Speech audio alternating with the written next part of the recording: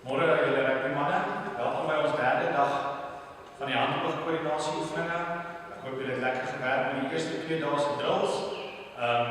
Vandag gaan ons bietjie die balle kleiner maak. So al wat jy vandag by die huis gaan nodig het is 'n klein spasie en 'n tennisbal. En dan gaan ons lekker hiermee werk. Right, so as eerste oefening met die tennisbal gaan 'n gewone dribbel wees.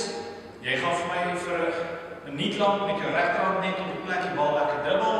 Vir 'n minuut lank op die linkerhand gaan ons dribbel en dan die laaste minuut gaan jy lekker vir my links na regs crisscross. Okay. So die eerste hand lekker gemaklik, lekker posisie op die bal van jou voete vir 'n minuut lank.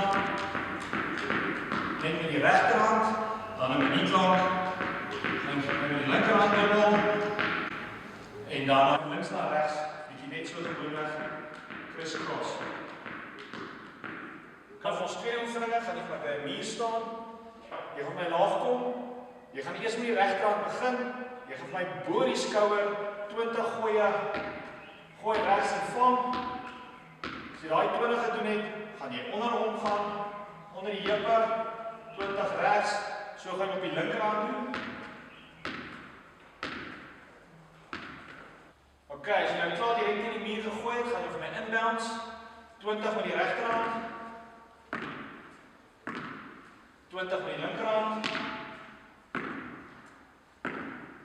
As jy dit klaar gedoen het, gaan jy vir my 20 crisscross. Jy gaan hom regs bounce, links vang, links bounce, regs vang.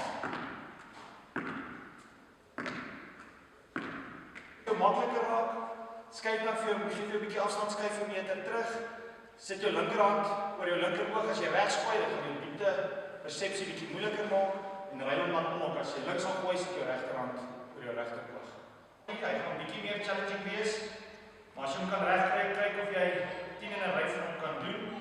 Hy werk as volg: jy gaan 2 tennisballe vat, jy gaan jou arms lekker amper skouerhoogte voor jou hou, jy gaan hulle laat val, voor die bal grond raak, moet jy gekruiste arms om jou vang. Okay, so ons gaan hom crisscross vang. As jy hom gevang het, hou jou arms gekruis op die boot toe, jy drop die balle en trap jy so vang.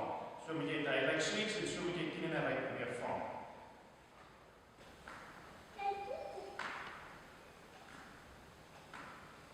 Lekker challenging gekry soos ek.